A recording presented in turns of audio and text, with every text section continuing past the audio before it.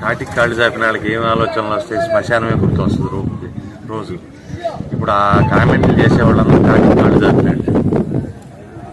ఇప్పుడు ఊరు బొమ్మంటుంది, కాయట రమ్మంటుందని వాళ్ళకి ఎందుకు రోజు శ్మశానం గురించి ఆలోచించి పేదవాళ్ళకి ఇళ్ళ పట్టాలు ఇస్తే అవి సమాధులు కడతారని లేదా సమాధికి సరిపోవని ఈ పిచ్చి కామెంట్లు చేసేవాళ్ళంతా కూడా అటువంటి బ్యాచ్. ఇప్పుడు మానికొండ గ్రామంలో 450 మందికి ఇళ్ల పట్టాలు ఇచ్చాం. 350 మంది ఇల్లు కట్టుకున్నారు. 25 మంది ఆల్రెడీ గృహప్రవేశం చేశారు. ఇళ్ల పట్టాలు ఇవ్వకపోయి ఉంటే ఈ ప్రభుత్వంలో ఆ 450 మంది పరిస్థితి ఏంటి? ఇంకా ఇవ్వాలి ఊళ్ళో. ఇప్పుడు ఇస్తున్నాం, శాచ్యురేషన్ మిగిలిన వాళ్ళకి కూడా ఇచ్చేస్తాం.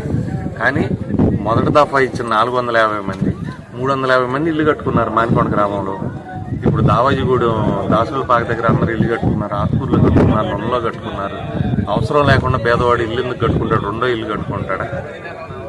కాబట్టి ఇవన్నీ పిచ్చి మాటలు, ఏదో రాజకీయ కారణాలతో విమర్శలు తప్పితే ప్రభుత్వం మంచి చేసినప్పుడు ఎవరు మంచి చేసినా ఒప్పుకోవాల్సింది. ఇప్పుడు పోలవరం కుడికాల మూలాన మాకు మంచి జరిగింది. రాజశేఖర రెడ్డి గారు 86% ఆ కాలువ తవ్వాడు, ఎవరు కాదనలేదు కదా. అట్లాగే జగన్మోహన్ రెడ్డి గారు 30 లక్షల ఇళ్ల పట్టాలు ఇస్తే ఈ నియోజకవర్గంలో సుమారు 26,700 మందికి ఇళ్ల పట్టాలు ఇచ్చాం.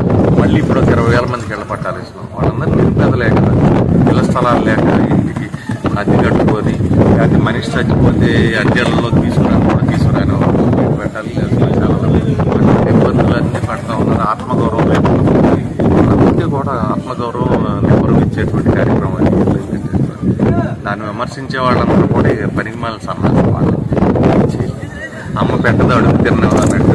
మేము గత ప్రభుత్వంలో చేయలే, ఇళ్ల పట్టాలు ఇవ్వలేకపోయాము. ఇచ్చేవాడికి ఏం లాభం? మేము ఇచ్చుంటే నాకన్నా బాగా చెయ్యి, నేను పెద్ద పోటుగాడిని, నేను అప్పుడు పొడిచాను, నాకన్నా ఎక్కువ పొడువు అని చెప్పొచ్చు. నేను ఇవ్వలేదు కదా. నేను ఇవ్వకుండా ఇవాళ ఇచ్చేవాడిని నేను ఎట్లా తిడతాను? సిగ్గుశరం ఉండాలి కదా.